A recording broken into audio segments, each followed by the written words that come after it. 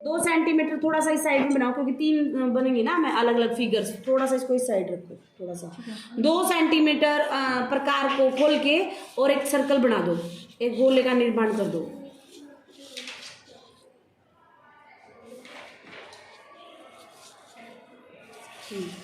हमेशा पेंसिल को बेटा प्रकार की निब के थोड़ा सा निकलती हुई रखा करो, ताकि आपको सीट को घुमाने की जरूरत ना पड़ेगी।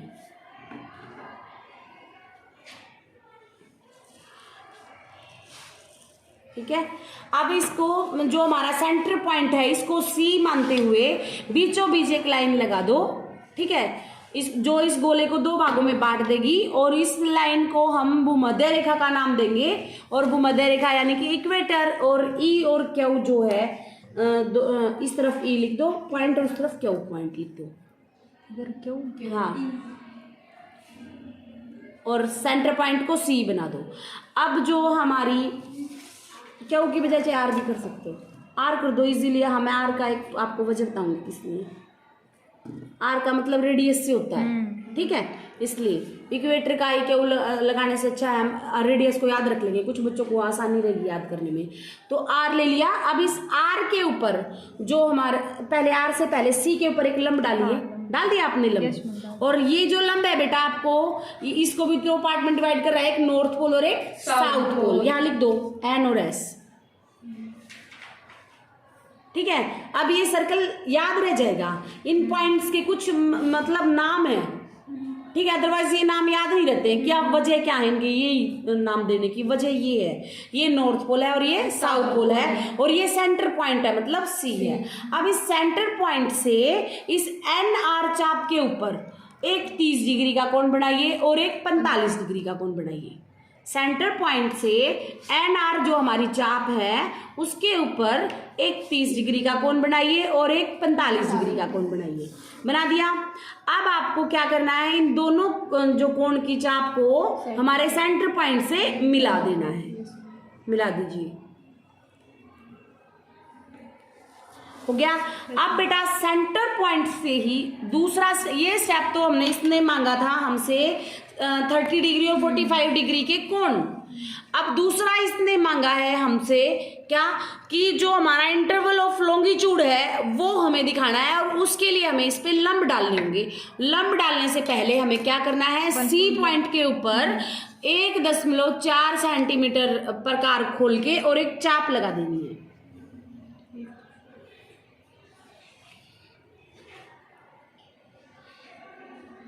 1.04 सेंटीमीटर प्रकार को खोल के और इस पे हमने ये चाप लगा दिए बेटा। और अब इस चाप के अंदर ही आपको क्या करना है, जो हमारी ये जो 2 पॉइंट्स है ना, इनके नाम लिख दीजिए। एक का नाम लिख दो एक तो ये आर ही रहेगा और उसका नाम लिख दो R1। ये भी आर, हाँ R1। मैम 2 नाम सेम नहीं होगा तो इसको आप चेंज कर सकते हो, मर्जी आपकी। क्या लिख दो, डब्लू कर दो, जो भी आपको ठीक लगे वो लिख दो। ईस्ट वेस्ट, हाँ W लिख दो, बिल्कुल। ये R रहेगा और ये R1 रहेगा। अब आपको क्या करना है, जो R1 है इसको इसके ऊपर यहाँ पे NC के ऊपर लंब डालिए। हाँ, और ऐसे ही जो R है उसका भी इस पे लंब डालिए। और ये जो 2 लंब आपने डाले हैं इनके नाम लिख दिए। एक तो ये N है और एक ये N1 है, दोनों पॉइंट्स N और N1। ऐसे ही ये M है और ये M1 है। ये आपका फर्स्ट स्टेप यहाँ पे कंप्लीट होता है। ठीक है, इसके अंदर हमने क्या निकाला है, इसके अंदर हमने निकाले हैं हमारे वो दो इंटरवल्स, 2 पैरेलल्स जिनका यूज करेंगे हम प्रोजेक्शन को बनाने के लिए। अब उन दोनों पैरेलल्स को बाहर निकाल के यहाँ पे हमने शो कर देना है बकायदा कि हमें किसका यूज करना है। यहाँ से हमें जो 3 बातें निकालनी है वो क्या निकालनी है। सबसे पहले आपको क्या करना है, सेकंड स्टेप के अंदर 0.52 सेंटीमीटर या तो प्रकार खोलिए। प्रकार अगर आपका 0.52 सेंटीमीटर खुल जाता है तो ठीक है, नहीं खुलता है तो आप लाइन लगाएंगे 0.52 सेंटीमीटर लंबी। खुल गया, यहाँ पे ऐसे लाइन लगाइए। नहीं ऐसे नहीं, स्केल रखे, ऐसे लंबी लाइन लगाइए। लंबी लाइन बेटा, ऐसे ऐसे ये लाइन लगाइए 0.52 सेंटीमीटर। हाँ इतनी छोटी, यही तो एक मेन लॉजिक है जो इसको ये नहीं समझा पाए और इस प्रोजेक्शन में भी यहाँ पे ये गलती कर बैठे। ये है। अब इसके जो इस पॉइंट से हाँ, ये जो पॉइंट है, इस पॉइंट पे आपको क्या करना है, ये जो हमारी m और m जो 1 जो दूरी है ना, इसको मापिए कितनी है। m नीचे वाली m और m1, ये जो दूरी है उसकी एक लंबी लाइन उतनी नाप के और एक लाइन लगा दीजिए।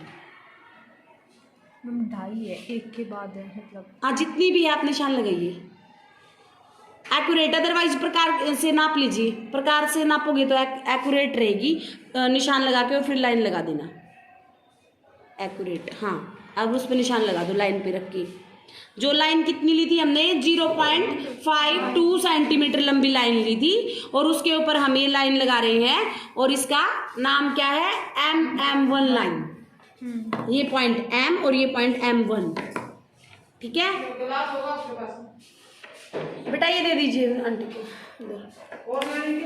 बाद में। आंटी यहाँ पे जो सेकंड लाइन है इसको भी आप ऐसे ही मापिए और यहाँ इस पॉइंट से इस यहाँ तक वो लाइन खींच दीजिए।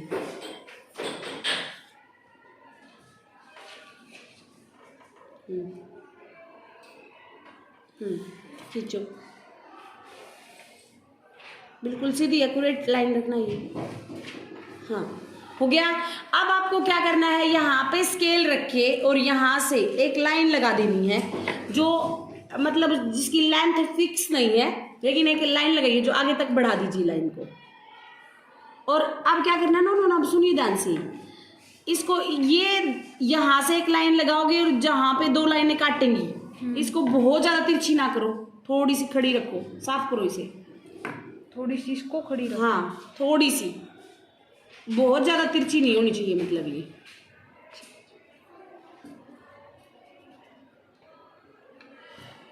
थोड़ी सी बस मिलनी दोनों चाहिए, कोशिश ये करना। मिली थी इतनी तो इसकी यानी कि यहाँ पे थोड़ा सा आपका मेजरमेंट में पॉइंट भर की गड़बड़ी हो रही है, क्योंकि ये जो गैप है ना, ये ज़्यादा, ये इसमें देखो थोड़ा सा ये कम लग रहा है, या तो ये कम लग रहा है, ये थोड़ा ज़्यादा, इतने पॉइंट की कमी लग रही है। इतना ही तो है मतलब। आप एक बार मैं हाँ एक बार इसको मापो, एक्यूरेट मापोगे ना तो यहाँ पे कुछ पॉइंट भर की जो कमी आ रही है, इसलिए उन दोनों के बीच का गैप जो है ना वो ज़्यादा दिख रहा है। हाँ, बढ़ाओ थोड़ा सा इसको, इक्वली है मैम। ये यहाँ तक का मेजरमेंट लो और इसका इतना बैक साइड रखो, मतलब 1 बिल्कुल, क्योंकि ये पेंसिल आगे तक निकली हुई है ना, पॉइंट पर में ये पूरी सीरीज देखना आपको चेंज मिलेगी। अब इस पॉइंट को थोड़ा सा पीछे तक रखना, यहाँ तक, और अब लाइन को आगे तक बढ़ाना, बिल्कुल खड़ा भी ना हो, तिरछा होना चाहिए लेकिन बस। हाँ।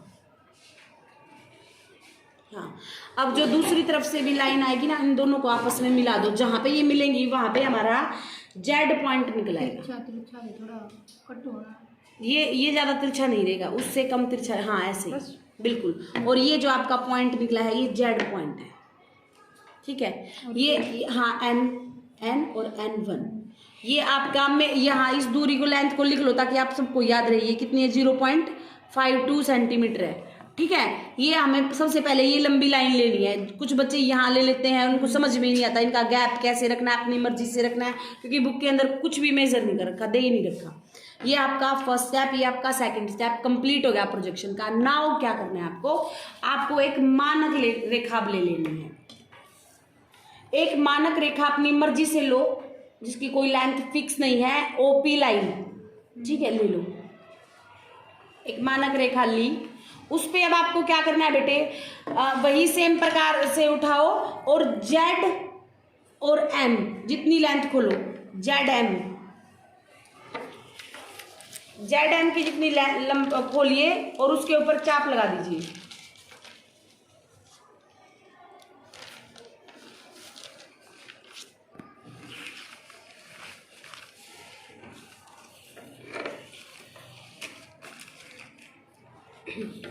हो गई। नेक्स्ट जो है ZN,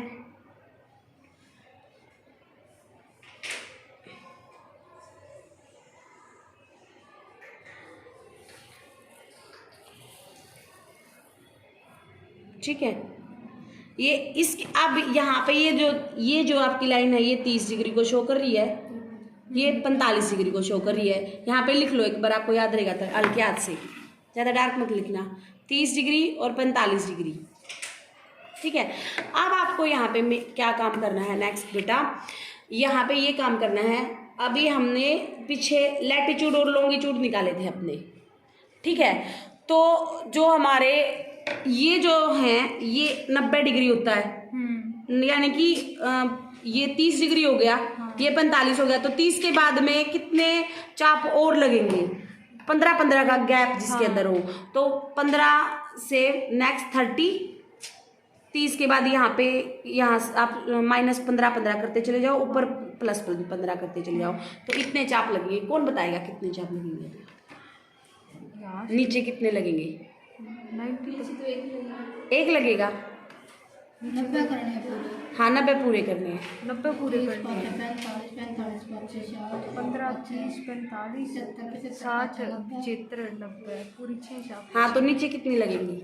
नीचे तो मैम ये 30 है ना, 30 के बाद तो 15 ही आता है। हाँ तो एक और फिर 15 और 0 के बीच की भी तो होगी ना, तो 2 लगी ना बेटा, तो 2 लगाओ।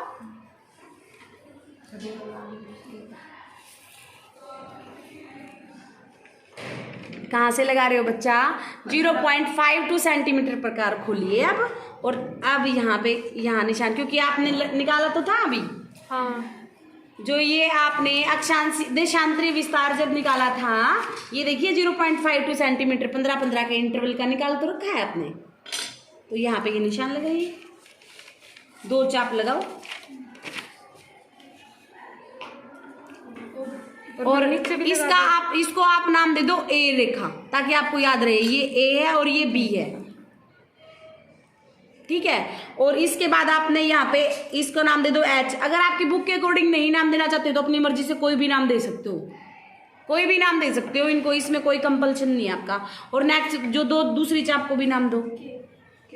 हाँ उसके बाद ये यहाँ पे आपके इसके बाद 45 के ऊपर की निशान लगाओ।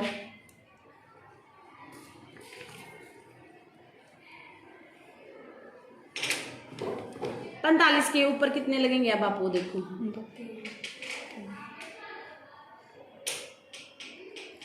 कितने लगे? 3 लगे आपके। यहाँ पे 0.52 सेंटीमीटर रेखा खोली आपने, और यहाँ पे ये चाप आपने लगा दी, ठीक है। इसके बाद अगला आपको क्या काम करना है? अब ये जो सर्कल पूरे ड्रॉ करने हैं। हाँ करो, सर्कल बिल्कुल पूरे ड्रॉ होंगे। उसके बाद जो चाप लगेंगे हमारी जो 30 डिग्री वाला इंटरवल है उसके लिए।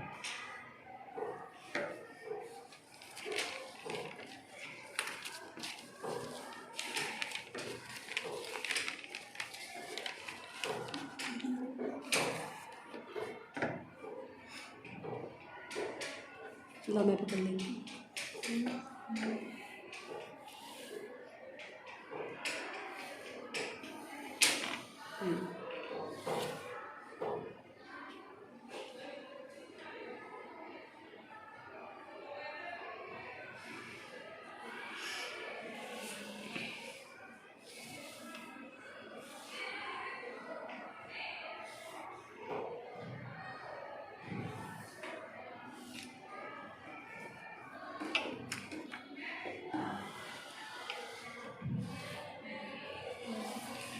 हो गया, सारे लग गए निशान आपके। अब जो आपका ए जो सेंटर पॉइंट वाली लाइन है ना, वहां से हाँ ए जो है ए रेखा के ऊपर जो हमारी चाप है इसके ऊपर आपको 1.04 सेंटीमीटर खोलिए प्रकार को, क्योंकि 30 डिग्री का इंटरवल हमें दर्शाना है। 2 स्टैंडर्ड पैरेलल लाइन होंगी इसमें, आपको पता है ना, दोनों दिखाने हैं हमें, एक ही प्रोजेक्शन के अंदर दोनों ही दिखाने हैं हमें। तो ये 15 डिग्री का इंटरवल तो हमने दिखा दिया, अब हमें 30 डिग्री का, यानी कि सर्कल के अंदर 360 होते हैं, और 360 को 30 से आप डिवाइड कर देंगे तो कितने हो गए? 12 चाप लगेंगी बेटा ए पॉइंट से, 6 इस तरफ और 6 इस तरफ, ठीक है। सेकंड स्टेप हमारा ये है। जो 30 डिग्री का इंटरवल, ये भी बुक के अंदर नहीं है। जब आप लिखो तो याद रखना इस चीज को, इसमें से देख के चलोगे, इसमें ये लिखी दे ही नहीं रखा है बुक के अंदर, तो इसीलिए मैंने आपकी स्टेटमेंट सोल्व करवाई है। जो 1.4 सेंटीमीटर हमारी लाइन है ना, इसको आप कितना 12 चाप लगाएंगे, 6 एक तरफ ए वाली पे, ए पे रख के बेटा, ए पे रख के, ए वाली पे रख के निशान लगाइए। हाँ 6 चाप इस तरफ और 6 चाप उस तरफ, 1.04 सेंटीमीटर, यानी कि इतना ऊपर तक आपकी चाप पे जाएंगी और ऊपर तक जाएंगी। आपने कम लगाइए चाप। ये देखो 6 हो गई पूरी, 4 हो गई ना, आगे तक जाएंगे। हाँ क्योंकि ये प्रोजेक्शन में, ये देखो ये प्रोजेक्शन की शेप ऐसी आ रही है, ऊपर तक जाएगा, एक एक चाप ऊपर तक जाएगी।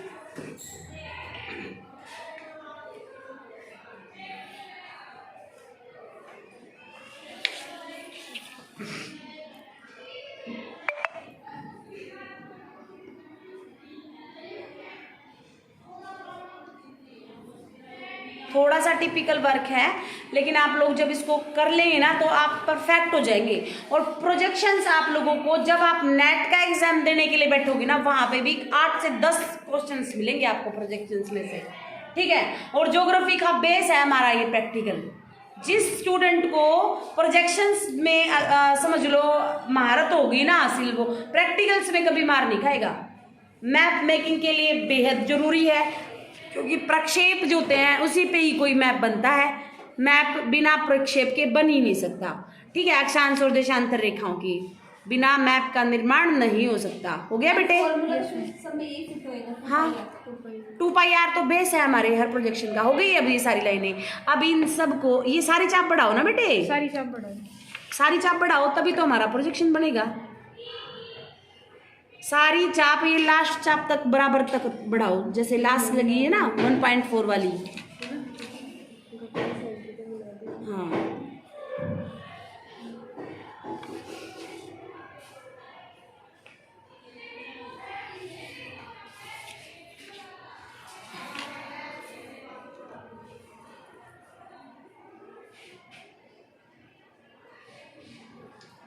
और हम इसी वीक में हमारा नेक्स्ट प्रोजेक्शन भी करेंगे, क्योंकि अभी ये प्रोजेक्शन कर रहे हैं वो सेम इसी तरीके से है, लेकिन इससे अब एकदम उल्टा है, अपोजिट हो जाएगा इससे। अब इसकी फिगर देखना, इससे बिल्कुल अलग आएगी।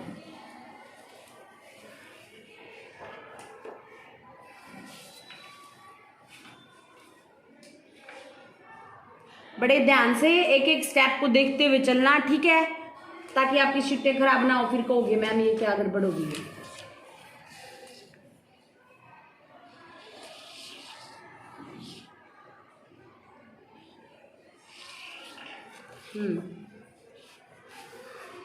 हो गया।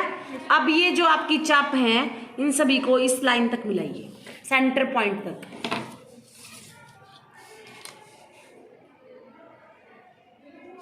और इस तरीके से आपका simple conical projection with 2 standard parallel complete हो रहा है, ठीक है।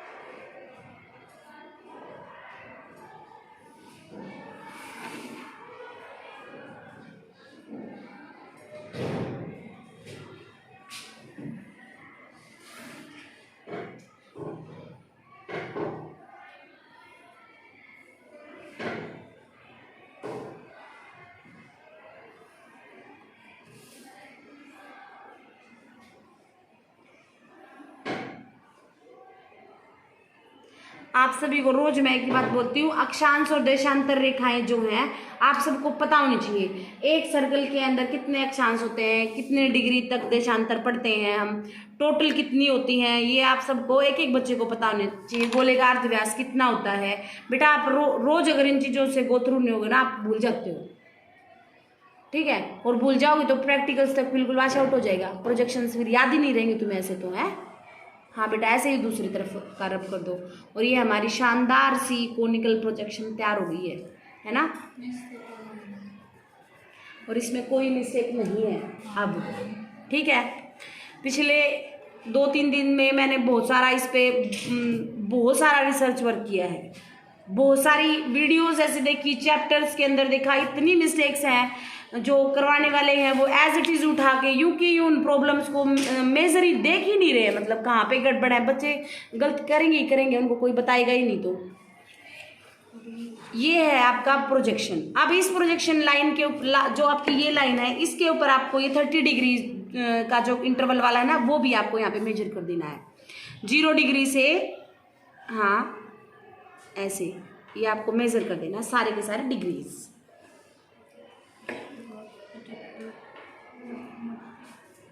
ठीक है, बस एक तरफ कर दो।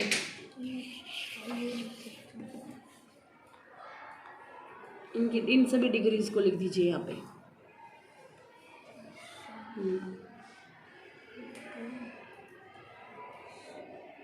हाँ 150। ठीक है, और ऐसे इधर लिख दो।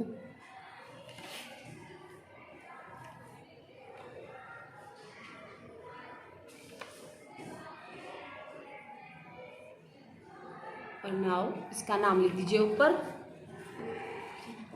Simple conical projection. नाम थोड़ा बड़ा बड़ा लिख दीजिए।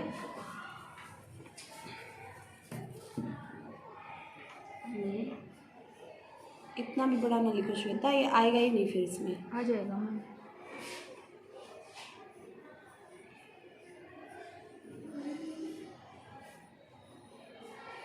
Simple conical projection with 2 standard parallel.